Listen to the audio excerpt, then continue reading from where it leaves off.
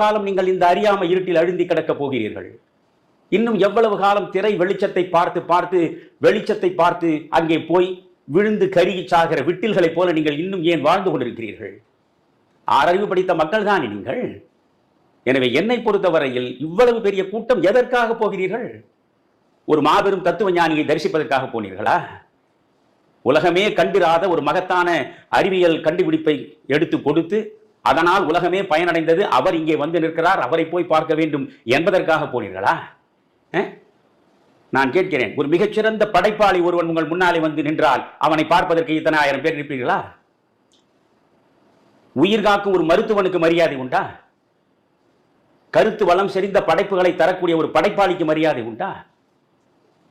அறிவியல் விஞ்ஞானிகளுக்கு மரியாதை உண்டா? இந்த மண்ணில் நடிகர்களுக்கு தரக்கூடிய மரியாதையை வேறு யாருக்கு இந்த மக்கள் தந்திருக்கிறார்கள்? எனவே மக்களுடைய மனோபாவம் முதலில் குற்றத்திற்கு உள்ளானது. இந்த மனோபாவத்திலிருந்து மக்கள் விடுபட வேண்டும். எந்த மனிதனாக இருக்கட்டும், எந்த நடிகராக இருக்கட்டும். நான் ரஜினிகாந்தோடு 3 ஆண்டு காலம் இடைவிடாமல் உட்கார்ந்து பேசிக் கொண்டிருப்பேன். ரஜினியும் நானும் நீங்களும் நானும் பேசுவதைப் போல தான் பேசிக் கொண்டிருப்போம். எனக்கு எந்தவித மயக்கமும் கிடையாது.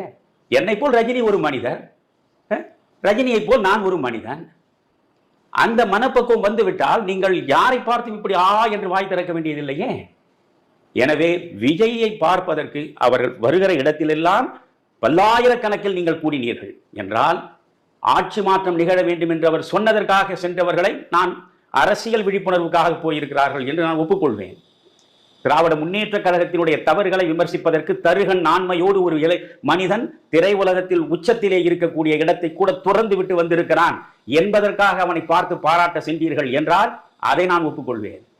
ஆனால் சாதாரண பெண் மக்கள் அன்றைக்கே நீங்கள் பார்த்தால் அரை நாள் அந்த நெசவு தொழிலில் ஈடுபட்டிருக்கக்கூடிய அத்தனை பேருக்கும் அரை நாள் விடுமுறை விட்டிருக்கிறார்கள்.